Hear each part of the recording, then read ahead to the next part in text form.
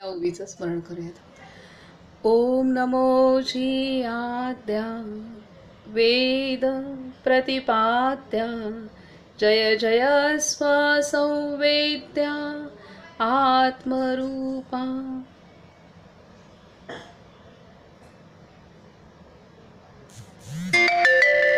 सर्वांना नमस्कार. बाबा मुक्तानंदांचे गुरु भगवान नित्यानंद आणि त्यांच्या समवेत असंख्य जे साधकांचा त्यांच्याशी संपर्क आला आणि पूर्णतः ते ज्या राज्यात सुरुवातीला तिथे जे भेटले त्यांचे जे मातापितांना आणि तेव्हापासून ते गणेशपुरीला येईपर्यंत आपण अनेक साधकांचे अनुभव पाहिले आणि त्या अनुभवांच्या माध्यमातून आपणाला एक लक्षात आलं की बाबांनी सर्व साधकांना त्यांच्या वेगवेगळ्या परिस्थितीतून बाहेर काढलेलं आहे आणि ते बाहेर काढत असताना प्रत्येक घटनेमध्ये साधकांना त्यांनी काही शिकवणही दिलेली आहे आणि त्यांनी स्वतःसुद्धा त्या पद्धतीने त्यांचे जर आपण पाहिलं तर आत्तापर्यंतचं शिकवणीत आपल्याला भगवान नित्यानंदांचं पण अगदी बालपण होतं की ते म्हणजे त्यांच्या जे अय्यर होते की जे त्यांचे आई वडील जे नायर होते ते निवर्तल्यानंतर अय्यर हे जे वकील होते ईश्वर अय्यर त्यांच्याकडे ते वाढले आणि तेव्हा जे 6 वर्षांचे जेमतेम ते होते आणि त्या दरम्यान तिथे जो गारुडी येऊन त्यांनी साप ठेवले होते विषारी साप आणि ते त्यांनी रात्रीच्या रात्री जंगलात सोडले होते आणि अय्यरांना काही त्यांना पत्ता लागू दिला नाही काहीही कुठलाही आणि गारुडी दुसऱ्या दिवशी येऊन अय्यरांची त्यांनी सौदा केला आणि सर्व काही आणि ते पुंगी वाजवून थकले आणि हे दुरून गंमत पाहत आहेत ते सर्व ही अवस्था सर्व मौन धरून त्यांनी केलेली आहे नाहीतर ते रात्रीला सांगू शकले असते असं झालंय पुन्हा पण त्यांनी ते पूर्णतः मौन त्यांनी साधलेलं आहे.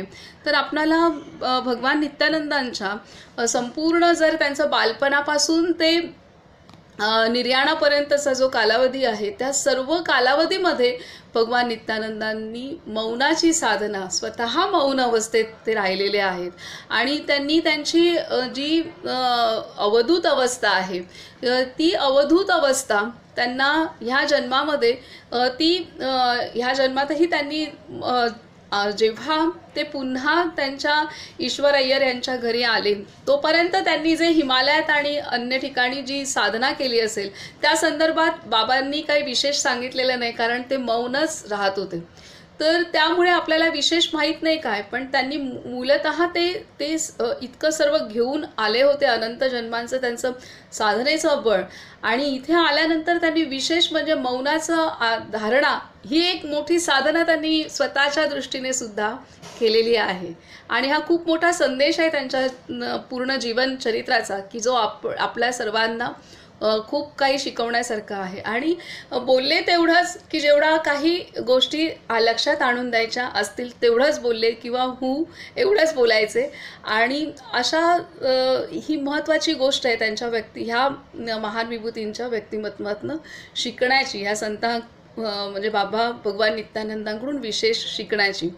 तर ही गोष्ट आहे आणि आता आपण कालपर्यंत जे आलो तर त्यामध्ये आपल्याला त्यांनी स्पष्ट सांगितलेलं आहे की प्रत्येक त्यांच्या समोर येणाऱ्या साधकाचं त्यांना पूर्णतः दिसत असायचं पुढे त्या साधकाच्या बाबतीत काय होऊ शकतं. म्हणूनच जेव्हा साधक जेव्हा परतीला जातो तेव्हा त्याला जाऊ नको किंवा जा किंवा कसा प्रवास कर ह्याचं पण ते मार्गदर्शन करू शकत होते आणि तशा अनुभूती येत होत्या.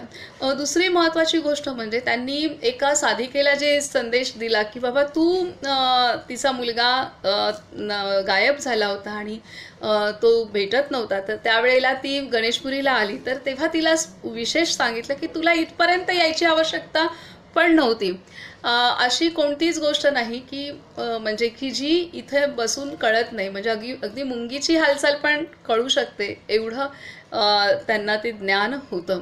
तर ही एक महत्त्वाची गोष्ट आहे. दुसरं म्हणजे इथे कोणीही येतो तो इथेच सामावून जातो, हेही महत्त्वाची गोष्ट आहे. तर अशा अनेक शिकवणी आहेत की ज्या शिकवणी पूर्णतः आपणाला समदृष्टीकडे घेऊन जातात. आपणाला अध्यात्मातल्या खूप मोठी तत्त्वज्ञानं जे आहेत ते जीवनात कसं आचरण करायचं आहे हे ते ह्या जे सर्व साधकांचे अनुभव आहेत त्यातनं आपणाला ते लक्षात येत आहेत. अशा पद्धतीने आपण कालपर्यंत आलो आहे गणेशपुरीच्या. आता पुढचं आपण आज वाचन करूयात.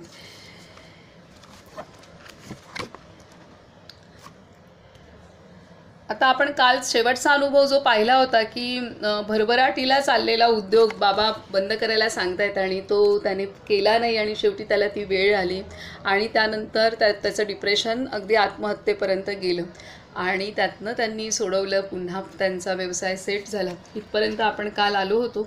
आता पुढचा अनुभव आहे. त्यावेळी ठाण्याचे मुस्लिम कलेक्टर परिवारासहित नियमितपणे बाबांचे दर्शनास येत असत.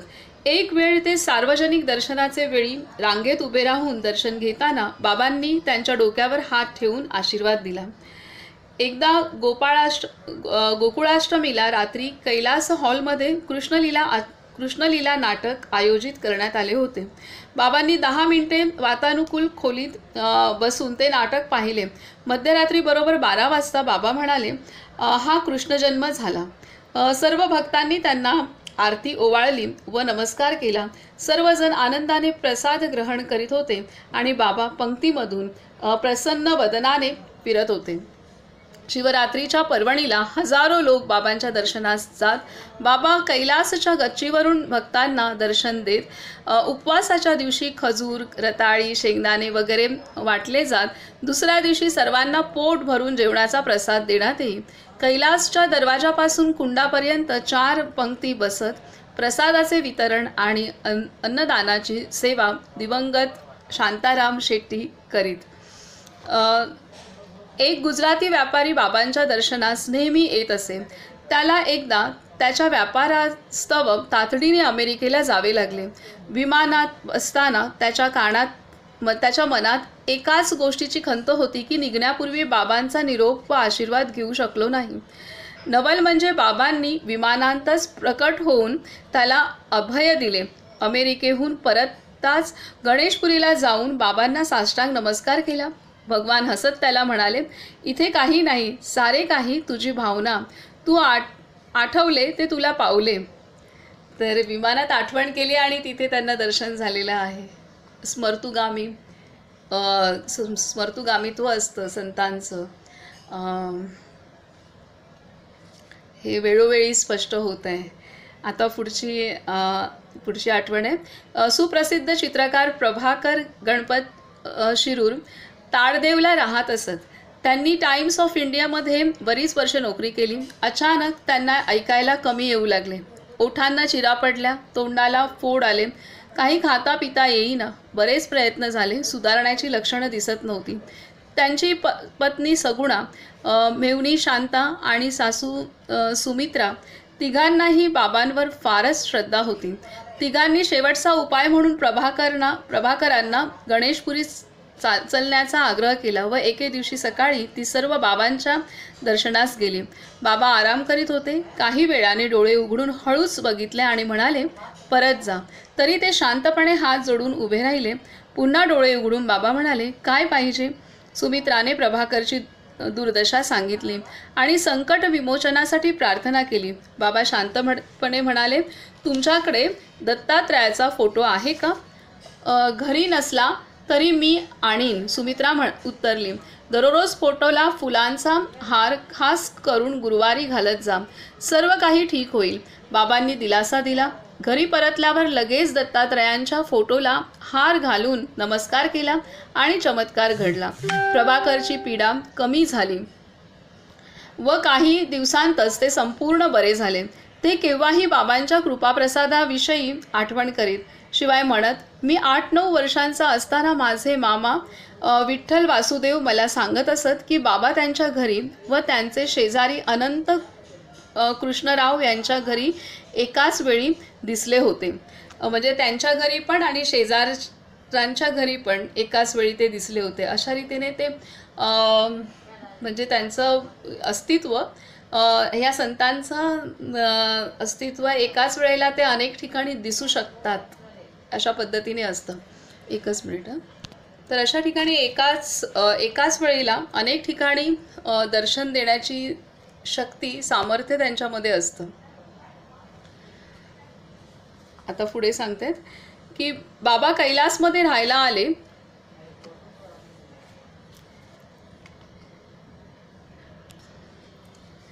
बाबा कैलासमध्ये राहायला आले त्याच वर्षी सातपाटीच्या नित्यानंद आश्रमाहून दिगंबर स्वामीच्या पालखीची दिंडी यात्रा निघाली.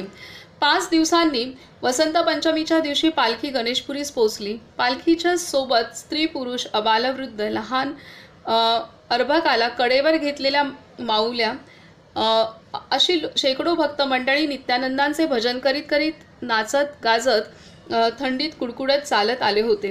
कैलासमध्ये बसलेले बाबा आपल्या भक्तांना संबोधून बोलत होते. किती श्रद्धा त्यांची. लहान लहान मुलांना सुद्धा कडेवर घेऊन थंडीत कुडकुडत येत आहेत. स्त्री पुरुषांचा हा समूह पहा. त्या यात्रिकांची राहण्याची आणि खाण्यापिण्याची व्यवस्था बाबांनी स्वतः केली होती. दुसऱ्या वर्षापासून नायगाव, वसई वगैरे ठिकाणाहून भक्तांच्या दिंड्या वसंत पंचमीच्या पर्वणीला गणेशपुरीस येऊ लागल्या. त्या सर्वांना बाबा बाहेर येऊन दर्शन देत आणि त्यांच्या खाण्यापिण्याचा राहण्या जेवण्याचा बंदोबस्त स्वतः प्रेमाने करीत. मुंबईचे सुप्रसिद्ध प्रख्यात डॉक्टर निकल्सन, त्यांची मंडळी व मुलगा नेहमी बाबांच्या दर्शनास येत. एके दिवशी डॉक्टरांनी बाबांचे डोळे तपासले आणि एका डोळ्यात मोतीबिंदू होण्याचा संभव आहे असे निदान काढले. त्या डोळ्याची चिकित्सा बंगळूरला लक्ष्मणसा खाडे यांच्याद्वारे करविण्याच्या हेतूने विमानाचे तिकीट काढण्यात आले. पण निघायच्या दिवशी बाबांनी बेंगलोरला जाण्याचा बेत एकाएकी रद्द केला. काही भक्तांनी बाबांना विचारले, आपण बंगळूरला का नाही गेलात? ऋषी मंडलाच्या निर्णयानुसार आसन सोडून जाणे निषिद्ध होते. बाबा म्हणाले. आता इथे खूप मोठी गोष्ट सांगतायत की बाबा इथे त्यांच्या स्वतःच्या संदर्भातले जे काही निर्णय घ्यायचे आहेत, कुठे जायचं आहे किंवा काय घ्यायचं आहे, जसं बाबा त्यांच्याकडे आलेल्या भक्तांना त्यांनी काय करावं ह्या संदर्भात मार्गदर्शन करत होते. त्याचप्रकारे बाबांचे जे इथे दिले बाबा स्वतःसुद्धा त्यांचे काही निर्णय घ्यायचे असतील तेव्हा त्या निर्णयासाठी महान विभूतींच्या सोबत त्यांची संवाद होत होता हे नक्की दिसतंय. कारण इथे दिलंय की ऋषी मंडलाच्या निर्णयानुसार आसन सोडून जाणे निषिद्ध होते. बाबा म्हणाले. म्हणजे आता ऑपरेशनसाठी बंगळूरला जायचं ठरवलं होतं, परंतु त्यांनी अचानक बेत रद्द केला. तर त्यावेळेला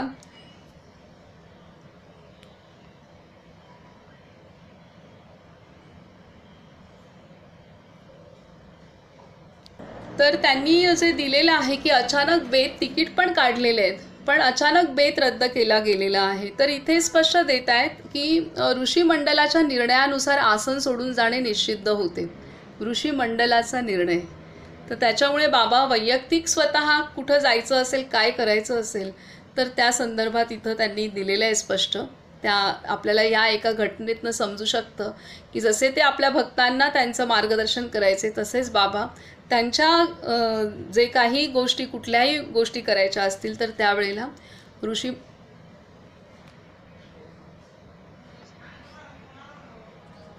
तर अशा रीतीने ह्या एका घटनेत आपल्याला स्पष्ट होतंय की हे महान संत जे आहेत, ह्या सर्व विभूती ह्या त्यांच्या ज्या काही वैयक्तिक किंवा त्यांचे जीवनाचे सुद्धा कुठून कुठे कधी जायचं, तर आता ह्या एका निर्णयातनं कळतं की त्यांचे जीवनातले जे निर्णय ते होतात त्या निर्णयामध्ये ह्या पद्धतीने सर्व काही जो समूह आहे संतांचा आणि ह्या विश्वाला आपल्या साधनेच्या बळाने जे शक्ती पण पुरवत आहेत, मार्गदर्शन करत आहेत आणि त्यामुळे आपल्यासारखी मंडळी सर्व काही एका पातळीवरती ह्या अशा हाहाकार झालेल्या समयामध्ये सुद्धा शांतीमध्ये राहू शकतात. तर त्यासाठी ह्या योजना ही सर्व ह्या महान विभूती मिळून करत असाव्यात हे लक्षात येते. आणि हा एक रेफरन्स आपल्याला मिळाला त्यांचा, आणि एका रेफरन्सवरून त्यांच्या अनेक गोष्टी आपल्याला लक्षात येऊ शकतात. 1961 साली जुलै महिन्यात बाबांची प्रकृती जरा बिघडू लागली. ते आहार घेत नव्हते. चालताना त्यांना त्रास होई. शून्यावस्थेत राहणाऱ्या त्या ब्रह्मचैतन्याला देहभावनेची जाणीवच नसे. बाहेरून कार्यमग्न दिसत तरीही ते नेहमी आत्मलीनच राहत. आरोग्य बिघडले तरी त्यांना कुठची वेदना.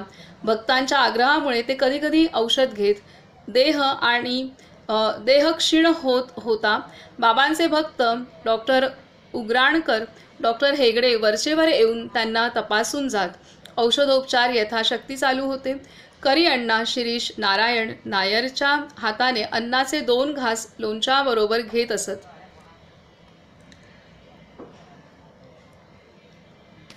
तरी ते सांगतात की करी अण्णा शिरीष नारायण नायरच्या हाताने अन्नाचे 2 घास लोणच्याबरोबर घेत असत. बाबांच्या अनारोग्याची बातमी ऐकताच बंगळुरूहून लक्ष्मणसाग खोडे आपल्या परिवारासह धावत आले. सर्व देखरेख त्यांनी आपल्या हाती घेतली. बाबांना स्नानासाठी कुंडाचे पाणी पाईपने आणून ते साठविण्यासाठी एक हौद बांधला. वातानुकूलित खोली तर बांधलीच होती, पण बाबांनी ती एक दोनदाच ते देखील लोकहाग्रस्त वापरली असेल. ते नेहमी म्हणायचे, ते सर्व इकडच्यासाठी नाही. खोडेंनी बंगळुरूवाला इमारतीत बाबांची राहण्याची सारी व्यवस्था केली आणि अर्जवाने बाबांची संमती पण मिळवली. त्याप्रमाणे मंगळवार 15 ऑगस्ट 61 रोजी सकाळी 11 वाजता भक्तगणांनी बाबांना खुर्चीत बसवून बंगळुरूवाला बिल्डिंगमध्ये नेले. बाबा म्हणाले, 15 दिवसाकरिता एवढा खटाटोप आणि खर्च कशाला. 27 ऑगस्ट 61 गुरुपौर्णिमेचा दिवस होता. लाखो माणसे दर्शनास आली होती. त्याही स्थितीत बाबांनी सर्वांना दर्शन दिले. सर्वांकरिता प्रसाद आणि जेवणाचा प्रबंध केला होता. त्या दिवसाच्या थकावटीमुळे बाबांची प्रकृती जास्तच बिघडली. श्वास घेणे कठीण होऊ लागले. प्राणवायूची व्यवस्था केली गेली. ऑगस्ट 5 पहाटे बाबांनी अंगावरची लंगोटी देखील फेकून दिली. सर्व भक्तांना बोलवून आशीर्वाद देऊ लागले. जनानंद स्वामींची आठवण ते एकसारखे करीत होते. भक्तांवर त्यांचे निस्सीम प्रेम होते. लोकांना शेट्टीला ते बंगार म्हणजे सोने लोकांना असे म्हणत त्याला बोलावून दुकानाची देखभाल कर, खुशाल रहा असे सांगितले. बाजूच्या कैलास भवनातून भास्कर व अन्य भक्तांनी ओम नमो भगवते नित्यानंदाय या मंत्राचे केलेले भजन ऐकू येत होते. बाबांनी हे ऐकून काननगडहून आलेल्या पोकला कुन्हरामन व चंद्या या भक्तांना बोलावून सांगितले, कैलासमध्ये जा आणि गुरु महाराज गुरु जय जय परब्रह्म सद्गुरूचे भजन करावयास सांग. ऑगस्ट 8 तारखेला बाबांची प्रकृती जास्तच बिघडली. डॉक्टर कोटावालांना बोलावून आणले.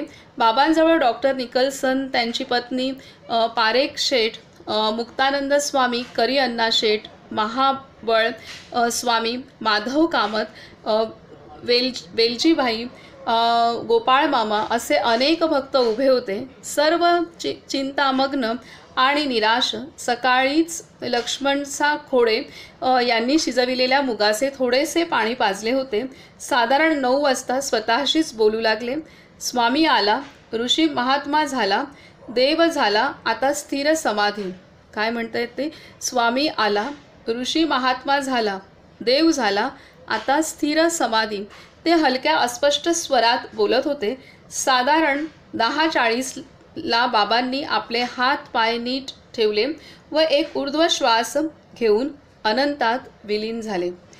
तर 8 ऑगस्ट ह्या तारखेला त्यांनी 10:40ला ते अनंतात विलीन झाले. आणि इथे त्यांनी सांगतायत, म्हणूनच त्यांचं जेव्हा कॅट्रॅक्टचं हे झालं दिसला तर, आणि तेव्हा जी तिकीट काढली होती बंगळूरला जाण्यासाठीची ती त्यांनी रद्द पण करवली. कारण त्यांना जे ऋषी मंडळाचा आदेश होता की स्थान सोडू नये, इथेच राहायचं, तर हा आदेश त्यांनी ह्यासाठीच होता कारण त्यांचं हे सदेही असलेलं कार्य संपण्याची ती वेळ आलेली होती. तर त्यामुळे इथे ते म्हणजे आहे की ऋषी मंडळाच्या निर्णयानुसार आसन सोडून जाणे निषिद्ध होते. त्या समयाला ते नाही निघू शकत होते कारण इथं त्यांचं कार्य सदेही कार्य संपण्याचा हा कालावधी होता. तर अशा पद्धतीने इथे जे बंगळूरवारा इमारत आहे ती तिथे 15 दिवस राहून त्या इमारतीमध्ये त्यांचं निर्याण झालेलं आहे. तर ती आहे तिथे अजूनही. आणि जे बाबा झोपायचे ते ठिकाण म्हणजे, आणि त्यानंतर ती AC खोली ती पण तिथे बाजूलाच आहे. त्या AC खोलीमध्ये पण बाबा 2दाच वगैरे राहिलेले झोपलेले आहेत. आता पुढे सांगतात की महासमाधी घेण्याच्या काही दिवस आधी बाबांनी आपल्या बऱ्याच भक्तांना बोलावून घेतले होते. ज्याला बाबा फार प्रेमाने हेडमास्टर नावाने संबोधित तो काननगडवासी देवराय मास्तर पण गणेशपुरीस आला होता. बाबा आपल्या दुःखी भक्तांचे सांत्वन करीत असताना मध्येच उद्गारले, बाहेर हेडमास्टर उभा आहे, त्याला बोलवा. देवराय आत आला. त्याचे डोळे अश्रूंनी पाणावलेले होते. क्षणात बाबांचे डोळे करुणेने भरून आले. भक्त आणि भगवानांच्या मधल्या सूक्ष्म संबंधांची आणखी दुसरी कोणती साक्ष होऊ शकेल. इथे अनेक भक्तांना, तसंच ती लाडकूबाई काल आपण वाचलं तिचा अनुभव, तर त्या लाडकूबाईला पण त्यांनी बोलावलं होतं की तिच्या बाळाला ताप आला होता, बाळाला की नातवाला, तर तो ताप पण बाबांनी बरा केला. आणि त्या लाडकूबाईला पण 2 दिवस आधी स्वप्नात जाऊन तिला भेटायला निर्याणाच्या अगोदर त्यांनी सांगितलं. असे अनेक भक्तांना बाबांनी स्वतः काही सूचना देऊन बोलावून घेतलेलं आहे. आणि इथे ही पण गोष्ट खूप छान सांगतात की इथे दिलंय त्यांनी की त्या भक्तांना भेटल्यानंतर भक्तांचे डोळे जसे पाणावलेत तसे बाबासुद्धा, त्यांचे डोळेसुद्धा क्षणभर का होईना पण त्यांच्या डोळेसुद्धा त्यांनी पाणावलेले आहेत. इथे दिले, क्षणात बाबांचे डोळे करुणेने भरून आले. कारण ही दृष्टी, सदेहातली दृष्टी भक्तांना, त्यांना करुणा असणार आहे की आता ह्या दृष्टीने म्हणजे हे जी काही आहे करुणा, की त्यांना त्यांच्याविषयी असलेलं प्रेम आणि भक्तांना असं पाहायला मिळणं, आणि नंतर दृष्टांत किंवा स्वप्नात येऊन किंवा फोटोमध्ये हा फरक आहे फार मोठा. तर हे जे आहे तर ह्यानुसार पण त्यांना ती करुणा भक्तांसाठी आणि प्रेम सर्व दाटून आलं असणार आहे. आणि इथे अजून एक आहे की गुरु महाराज गुरु जय जय परब्रह्म सद्गुरू, हे पण त्यांनी गायला सांगितलं. तरी हे पण मोठी गोष्ट. ह्यामध्ये पण त्यांचे भाव त्यांनाच म्हणजे बाबांनाच माहिती काय पद्धतीने असतील. कदाचित त्यांचे जे हे आहेत म्हणजे सांगता येत नाही तिथे संमिश्र, म्हणजे त्यांचं ते पण आठवता येत का किंवा काय आपण नाही हे करू शकत, पण त्यांनी शेवटी हे म्हणायला सांगितलेलं आहे. तर आता पुढे म्हणजे हे जे महान विभूती असतात, आता अशीच निर्याणाची गोष्ट आहे भाऊसाहेब महाराजांची. गुरुदेवांचे गुरु जे उमदीकर भाऊसाहेब महाराज म्हणून आहेत, तर ज्यांनी गुरुदेवांना घडवलं आणि असे अनेक शिष्य आहेत की त्यांनी 11 मारुती म्हणतात, असं की 11 मारुती तयार केलं. 11 मारुती म्हणजे गुरुदेवांसारखे 11 सद्गुरू, म्हणजे तेवढ्या उच्च कोटीचे त्यांनी हे तयार केलेले आहेत शिष्य की जे त्यांच्या अवस्थेला पोचले असे. तर जेव्हा महाराजांचं निर्याण होतं तर तेव्हा असंच पूर्ण आरती भजन हे सगळं झालं आणि नंतर महाराजांचं म्हणजे त्यांनी टाळी वाजवली आणि त्यांचा प्राण, त्यांची ज्योत प्राण हे झालेलं आहे. तर ह्या पद्धतीने इथे हे अनुसंधानामध्ये हे महान विभूती भक्तगण पण असतात सोबत आणि त्यांचं पण अनुसंधान चाललेलं असतं आणि ह्यांचं पण, आणि अशा पद्धतीने त्यांची यात्रा ते ह्या देहातनं पुढच्या यात्रेला निघतात. आता पुढे सांगतायत की बाबांनी आपल्या महानिर्वाणाची सूचना आपल्या परमभक्तांना दिली होती. ऑगस्ट 7ला इंजिनियर हेगडेला त्याच्या ऑफिसमध्ये दर्शन देऊन बाबांनी सांगितले, लवकर गणेशपुरीला ये. समाधीच्या दिवशी बरोबर 9 वाजता रेल्वेने प्रवास करीत असलेल्या कुर्ला नारायण शेट्टीला दर्शन देऊन आपल्या डोळ्यातून प्रकाश निघून जाताना दाखविले. इथे 2 असे सगळ्या भक्तांना ज्यांना त्यांना बोलवायचं होतं त्यांना दर्शन देऊन त्यांनी पूर्वसूचना देऊन गणेशपुरीला बोलवले. तसेच दूरदूरच्या भक्तांना बाबांनी आपल्याजवळ बोलाविले. धो पावसात सुद्धा सर्व दिशांतून लाखो लोक गणेशपुरीला बाबांचे अंतिम दर्शन घेण्यासाठी आले होते. गर्दीला आवरण्यासाठी पोलीस बंदोबस्त होता. जनानंद स्वामी काननगडहून विमानमार्गे आले होते. असा एक निर्णय घेतला गेला की बाबांचा देह पद्मासनात एका खुर्चीवर बसवून 2 दिवस दर्शनासाठी ठेवावा व 3ऱ्या दिवशी वैकुंठमध्ये समाधीत ठेवला जावा. वैकुंठमध्ये समाधीच्या बांधकामास प्रारंभ झाला. समाधी शास्त्रोक्त विधीने बनविण्यासाठी नाशिकहून वारेशास्त्रींना बोलाविले गेले. वैकुंठवरील सर्व कौले काढून मोठा हॉल बांधावा असे 2 महिने अगोदरच बाबांनी सुचविले होते. पावसात पुष्कळ लोक येतील, त्यांना बसायला जागा नाही, म्हणून हॉलची गरज आहे असे बाबा पारीख शेठ यांच्याजवळ बोलले होते. 3ऱ्या दिवशी निश्चित वेळी बाबांचा देह बंगळुरवारा बिल्डिंगमधून आणून एका जीपमध्ये ठेवून सबंध गणेशपुरीत मिरवणुकीने फिरवून वैकुंठमध्ये आणला. विधिवत मंत्रघोषात बाबांचा देह इंजिनियर देवदास म्हात्रे यांच्या देखरेखीखाली समाधी कुंडात उतरविण्यात आला. त्या दिव्य शरीरावर भक्तांनी सोन्याचा पाऊस पाडला. काही वेळाने कुंड झाकले गेले. भक्तांच्या अश्रूंना पारावारच राहिला नाही. त्यांच्या डोळ्यासमोरची ती करुणामय प्रकाशमय मूर्ती हळूहळू दृग्गोचर होऊ लागली. पुढल्या दिवसापासूनच नियमाने समाधीची पूजा आरती सुरू झाली. 48 दिवस अन्न संतर्पण म्हणजे भंडारा चालू होता. दररोज संध्याकाळी 5 ते 8 पर्यंत भजनाचा कार्यक्रम. प्रति गुरुवारी संध्याकाळी पालखीचा उत्सव ही प्रथा सुरू झाली. ती आजही चालू आहे. श्री एन एल गुप्ता यांनी समाधीभोवती संगमरवरी फरशी बसविली. त्यावेळी भीमेश्वर तसेच नित्यानंद रिलिजियस ट्रस्ट असे 2 वेगळे ट्रस्ट होते. हे दोन्ही ट्रस्ट विसर्जित करून समाधी मंदिराची नवीन इमारत बांधण्यासाठी आणि समाधीची व्यवस्था पाहण्यासाठी श्री भीमेश्वर सद्गुरू नित्यानंद संस्था 1964 साली स्थापन केली गेली. महाराष्ट्राचे तत्कालीन मंत्री श्री हरी गोविंद वर्तक या संस्थेचे अध्यक्ष निवडले गेले. त्यांच्या नेतृत्वाखाली या संस्थेने 17 वर्षे चांगले काम केले. या अवधीत नवी शाळा, बालभोजनगृह व समाधी मंदिराचे निर्माण कार्य पूर्ण झाले. समाधी मंदिर बांधण्याचे काम जगन्नाथ मंदिराचा शिल्पी प्रभाशंकर सोमपुरा यांच्या पर्यवेक्षणाखाली संपन्न झाले. समोरचे प्रार्थना मंदिर आर्किटेक्ट आंबेकर व साणे यांच्या सल्ल्याने बांधले गेले. या मंदिराचे क्षेत्रफळ 2000 चौरस फूट आहे. समाधी मंदिराचा कलश 5.5 फूट उंच असून तो जमिनीपासून 80 फूट उंच आहे. ध्वजस्तंभ 24 फूट उंच आहे व मंदिराची एकूण उंची 100 फूट आहे. या भव्य मंदिराचे उद्घाटन आणि नित्यानंदांच्या पंचलोहाच्या प्रतिमेची स्थापना 8 फेब्रुवारी 1973 मध्ये वसंत पंचमीच्या पर्वणीला अध्यक्ष वर्तकांच्या हस्ते करविण्यात आली. या समारंभाला हजारो भक्त उपस्थित होते. समाधी मंदिरात रोज 3 वेळा पूजा आरती होते. पहाटे 4:20ला काकड आरती आणि अभिषेक होतो. दर गुरुवारी सायंकाळी बाबांची मूर्ती पालखीत ठेवून मिरवणूक काढली जाते. 8 ऑगस्ट 83 मध्ये पूर्वीच्या विश्वस्तांच्या जागेवर नवीन लोकांची निवड झाली. R.K. रंगवाला नवे अध्यक्ष झाले.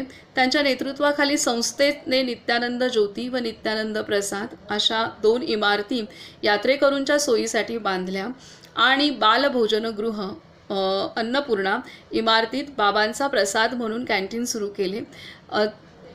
गावातल्या पाणी पुरवठ्यात सुधारणा केली. कृष्ण मंदिराच्या मागील बाजूस खड्डा होता, तो बुजवून त्याला कुंपण घालून एक सुंदरशी बाग केली. त्यात नारळ, आंबा आणि अनेक जातीची फुले झाडे लावली आहेत. यात्रेकरूकरिता सार्वजनिक शौचगृहे बांधले. मंगळूरवारा इमारतीला कंपाऊंड बांधून गाड्या ठेवण्याची व्यवस्था केली. 1989 सालापासून नवीन विश्वस्त मंडळ स्थापन झाले. त्याचे चेअरमन कॅप्टन कृष्णा नायर आहेत. त्यांच्या अवधीत नवीन सुधारणा होत आहेत. सध्या परत संस्थेच्या सभासदात बदल होऊन श्री शरद एल पटेल हे चेअरमन झाले आहेत. ते आपल्या नवीन सहकाऱ्यांना घेऊन नवीन सुधारणा भक्तिपूर्वक करीत आहेत. तर अशा रीतीने इथे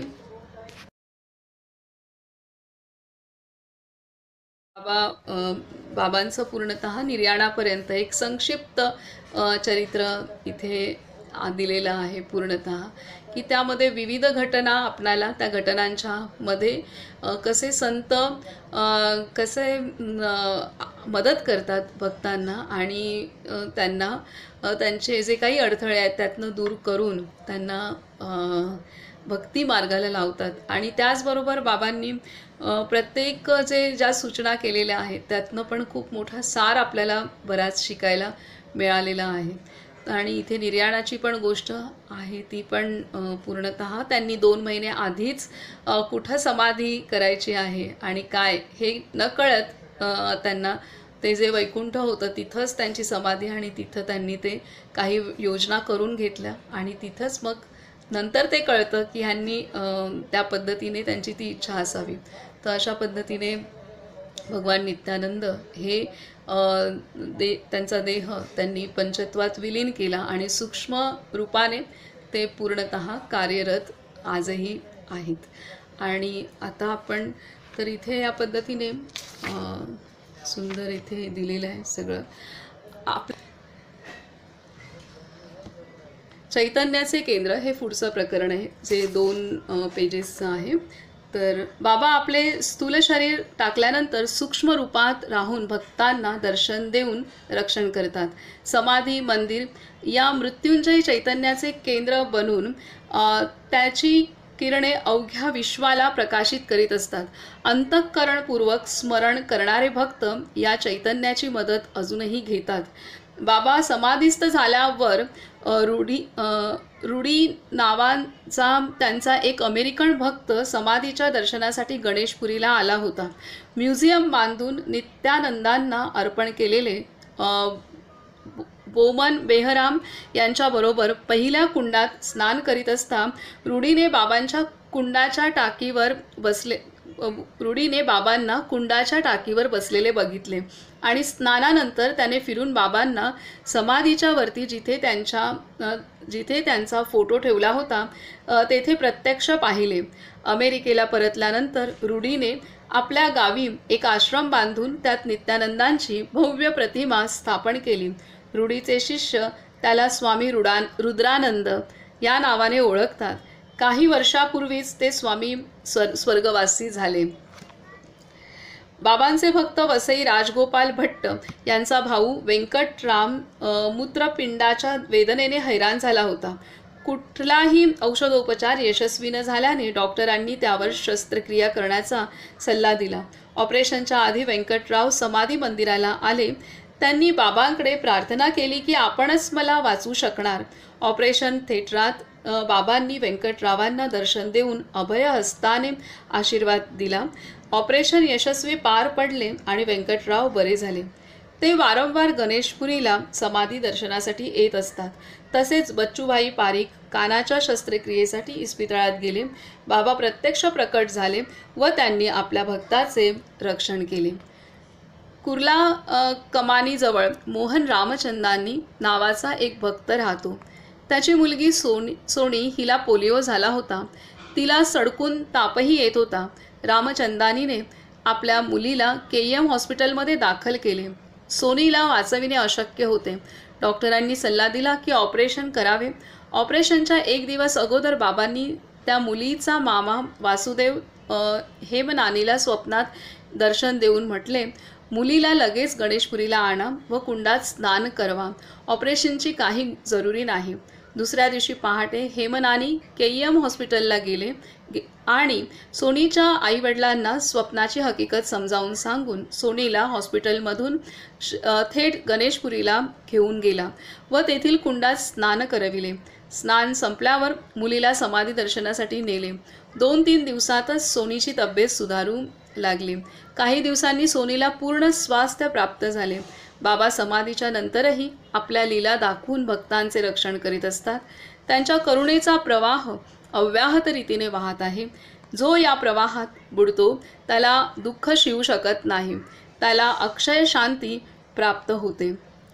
काय सांगतात इथे की बाबा समाधीच्या नंतरही आपल्या लीला दाखवून भक्तांचे रक्षण करीत असतात. त्यांच्या करुणेचा प्रवाह अव्याहत रीतीने वाहत आहे. जो त्या प्रवाहात बुडतो त्याला दुःख शिवू शकत नाही, त्याला अक्षय शांती प्राप्त होते. अक्षय शांती प्राप्त होते. तर इथे बाबांचं समाधी झाल्यानंतर सुद्धा सूक्ष्म रूपाने बाबांनी सर्व काही मार्गदर्शन जे सदेही होते तेच पुढे पण सर्वांना प्राप्त होत आहे. आणि त्याचा अनुभव मी घेतलेला आहे, खूप मोठा अनुभव घेतलेला आहे. तर ही गोष्ट आहे. आणि जे बाबा म्हणाले ना, जो कोणी इथे येतो तो इथेच तो सामावून जातो. म्हणजे हे जे सद्गुरू तत्व आहे, तर जरी आपण अनुग्रही आपल्या ज्या सद्गुरूंचे अनुग्रहित आहोत ते तर आपले आहेतच आहेत, परंतु त्यांनी आपल्याला ज्या काही महान विभूतींच्या माध्यमातून आपल्याला जे काही शिकवतात तर ते सुद्धा आपल्यावर तितकंच प्रेम करतात. आणि इथे त्यांना सांगितलेलं आहे की सिद्धलोकवासी आपण सर्वच जण म्हणजे त्या पद्धतीने आहोत. आणि सिद्धलोक म्हणजे हे सर्व या सिद्धांची परंपरा आहेत, या सर्व संतांची महान विभूतींची जी आपली आहे. आणि ते सर्वच जण आपल्याला मार्गदर्शन करण्यास तत्पर पण असतात. आपण फक्त तो वर्षाव आपण आपल्यावरती घ्यायला पाहिजे, आपण त्या झऱ्याखाली उभं राहायला पाहिजे. तर आपल्याला त्या झऱ्यामध्ये आपण जे काही आहे ते आपल्याला मिळणारच आहे. पुढे सांगतात की सुंदर शेट्टीची बालपणापासूनच बाबांवर फार मोठी श्रद्धा होती. हॉटेलच्या धंद्याला कंटाळून बाबा दाखवतील त्या वाटेने जाण्याचा निश्चय करून तो गणेशपुरीला गेला. त्याला पाहताच बाबा मोठ्या आवाजात म्हणाले, जा काम कर. बिर्ला टाटा मोठे आहेत. मुंबईला आल्यावर लागलीच त्याला बिर्ला सेंचुरी रेयॉनमध्ये नोकरी मिळाली. गरिबीमुळे गजराचे घड्याळही घेऊ शकत नसल्याने सकाळी लवकर उठायचे कसे या विचाराने सुंदर शेट्टी झोपी गेला. पण पहाटे उठ, 6 वाजले, कामावर जायचे आहे ना, असा आवाज त्याच्या कानी पडला. त्याने बाबांचा आवाज ओळखला. इतक्या क्षुल्लक गोष्टीसाठी सुद्धा बाबांना तसदी घ्यावी लागल्यामुळे दुःखी झालेला शेट्टी काहीही करून आज घड्याळ घ्यावयाचेच असा निर्धार करून कामावर गेला. संध्याकाळी चिंताग्रस्त मनाने कामावरून परत येणाऱ्या शेट्टीला त्याचा मित्र भेटला. तो मित्र आपल्याकडे असलेल्या 2 घड्याळापैकी 1 घड्याळ शेट्टीला द्यायला आला होता. एकदा शेट्टी जन्माष्टमीची पूजा करून झोपला होता. तेव्हा बाबांनी येऊन 10 घरी मी गेलो होतो, हे 11वे घर असे म्हणून दर्शन दिले. एक दिवस एक गरीब बाई पायाचे दुखणे सहन न होऊन शेजाऱ्यांच्या सांगण्यावरून शेट्टीकडे आली. तेव्हा शेट्टी तिला तपासून उपाय न समजल्यामुळे गप्प राहिला. त्याच रात्री बाबांनी आपल्या पायावर योग्य जागा दाखवून ही सायाटिका नाडी आहे, इथे दाबले असता बाईला आराम मिळेल असे सांगितले. शेट्टीने तसे केल्यावर ती बाई वेदनामुक्त झाली. बाबांच्या लीला लिहून संपल्या असे होणे संभव आहे का? लिहिण्याचा नुसता प्रयास करणे हे सुद्धा धाडस ठरेल. समुद्राच्या लाटा मोजता येतात का? पण एवढे मात्र खरे की जेव्हा कुणी त्यांच्या लीलांविषयी विचार करतो त्याला त्या लीलांचा आविष्कार लीलांच्या अनंत शक्तीचा परिचय होतो. त्याला त्या लीलांचा आविष्कार करणाऱ्या अनंत शक्तीचा परिचय होतो. हा परिचय उदय होय. त्या ज्ञानाच्या प्रकाशात सारी दुःखे गळून पडतात. त्या शक्तीच्या स्मृती सदा सर्वांना आश्रय व प्रेरणा देत राहूत. तर हे चैतन्याचं केंद्र ह्या शीर्षकाखाली त्यांनी आजही कसं बाबा सूक्ष्मदेहाने अनेक भक्तांना जे जे त्यांना आठवण करतील किंवा त्यांची मदत मागतील त्यांना ते मदत करत असतात आणि साधनेसाठी पण मार्गदर्शन करत असतात. तर इथे सर्वात महत्त्वाची गोष्ट ही आहे की आता जेव्हा माझा वैयक्तिक अनुभव असा आहे की जेव्हा मी हे चरित्र वाचत होती प्रचंड एकरूप आपणहून झाले. आता ते एकरूप होणं ही सुद्धा कृपेशिवाय आपण होऊ नाही शकत. अनेक गोष्टी वाचतो आपण, अनेक काही करतो म्हणा, पण एकरूपता जी आहे ती एकरूपता होणं चितशक्ती विलास ह्या ग्रंथाशी पण आणि भगवान नित्यानंदांचं चरित्र वाचत असताना तर ते जर आपण पाहिलं तर जी मला एकरूपता झाली आणि त्या एकरूपतेमुळे असं झालं की जेव्हा कोविडची सेकंड वेव्ह आली होती खूप जोरदार आणि वॅक्सिनेशन सर्व काही करत होते आणि तर त्यावेळेला हे वाचत असताना त्या एकरूपतेमुळेच मी मदत मागितली. म्हणजे मी साधना माझ्या गुरुदेवांची करत होती आणि मदत मागितली भगवान नित्यानंदांना.